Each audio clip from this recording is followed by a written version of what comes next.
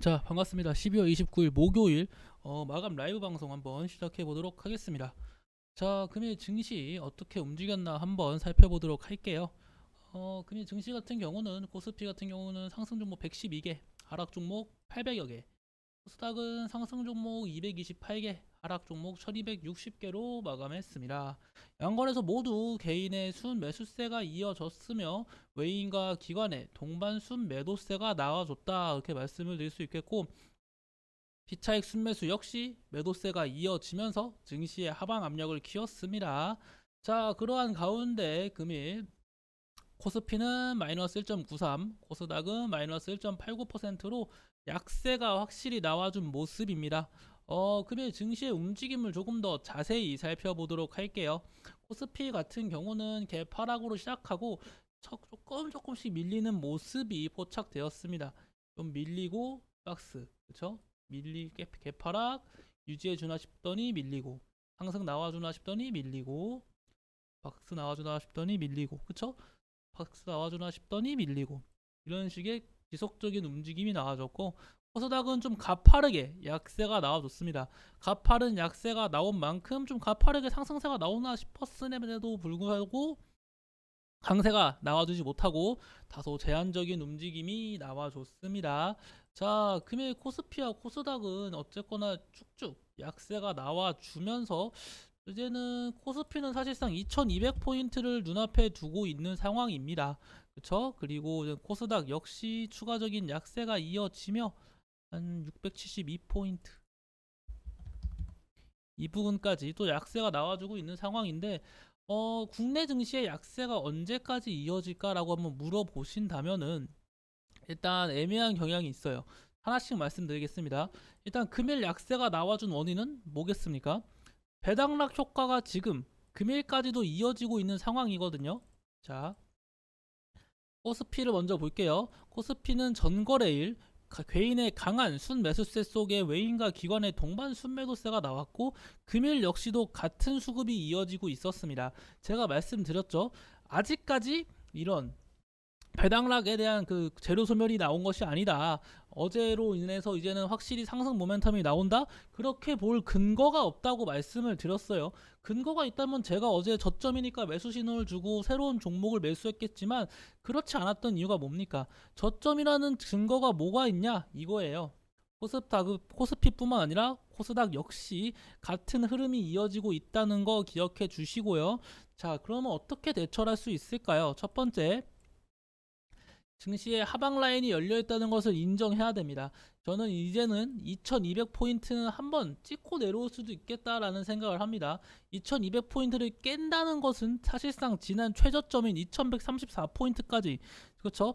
지난 신저가까지 내려가겠다는 건데, 그건 쉽지 않고, 아무튼 2200포인트를 한 차례 깨고 내려올 수가 있다. 자, 그리고 이 코스닥 역시 순간적으로 뭐 670 아니면 650포인트까지, 650포인트도 우선 못 갈 것 같아요. 솔직히 650포인트가 지금 완전 신저가로 형성되어 있잖아요. 지금 신저가 부근까지도 어쨌거나 약세가 나올 가능성은 있습니다. 아예 없는 건 아니에요. 하지만 저는 좀 힘들지 않을까. 신저가 부근까지 내려오겠다는 거는 진짜, 야, 저는 상상도 하기 싫고 힘드네요. 아무튼 그러한 증시의 약세가 이어지는 가운데 금일 역시 삼성전자도 보면 2%가 넘는 약세가 나와줬습니다. 삼성전자의 수급을 보시면 외인과 기관의 동반 순매도세가 나와주면서 주가의 약세가 이어지고 있고, 5일 평균선과의 거리가 이격도가 멀어지고 있는 상황이에요. 삼성전자도 확실히 증시가 밀리니까 따라서 똑같이 밀리는 모습이 이어지고 있고, 자, 삼성전자도 좀 지지 라인을 좀 지지해 주면서 반등이 나와줘야 합니다. 근데 제가 이러한 흐름이 이어지고 있다는 게 좀 부정적일 수는 있어도, 과거에 언제냐면은 기억이 나는 날이 있는데, 이때가 맞는 것 같은데요. 1월 28일 한번 확인해 볼까요? 1월 28일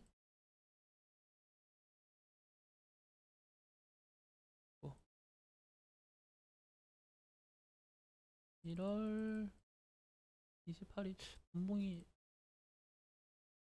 이날이 아닌데 잠깐만요. 제가 이 기억하는 날이 하나 있거든요. 최근 국내 증시에서 쭉 밀렸다가 장 후반으로 가니까 완전히 그냥 끌어올린 날이 있어요. 증시가 지속적인 약세가 나와주다가 갑자기 증시에 반전이 나와준 적이 있거든요. 언제였더라? 고점 찍고 내려온 다음이었습니다. 한번 해볼게요. 제가 기억이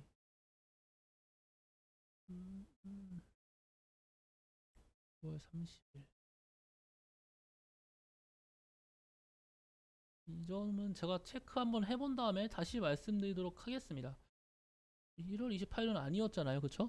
아무튼 증시가 좀 추가적으로 약세가 장중에 오전 장중으로 쭉 밀리다가 증시가 반등이 나올 때가 있거든요.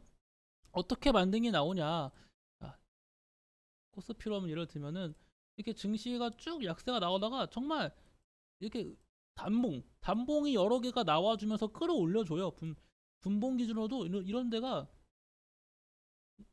소닥으로 보여드릴게요. 이게 보이시죠? 이런 흐름이 지속적으로 이어지면서 순간적인 조정이 나와줘도 계속 단봉을 키워가며 증시를 끌어올려주는 흐름이 나올 때가 많거든요. 이미 낙폭 과대에 놓여 있는 상황입니다. 국내 증시는 물론 국내 증시뿐만 아니라 아시아 증시를 포함한 국제 전 세계 증시가 다 밀리고 있는 상황이에요. 그리고 나스닥도 보시면 지금 10,000포인트에 다가온 상황이잖아요. 나스닥이 10,000포인트 부근에서 강한 지지를 받고 상승세가 나와줄 수도 있고, 지금 테슬라의 약세가 지속적으로 나스닥을 누르고 있었는데 테슬라가 어쨌거나 오늘 강세가 나왔단 말이에요. 양전환에 성공한 것만큼 나스닥이 추가적인 강세가 나와줄 수 있고, 나스닥의 강세가 나와주면은 국내 증시 역시 긍정적인 영향이 끼칠 수 있다. 저는 그렇게 생각이 들고 있습니다.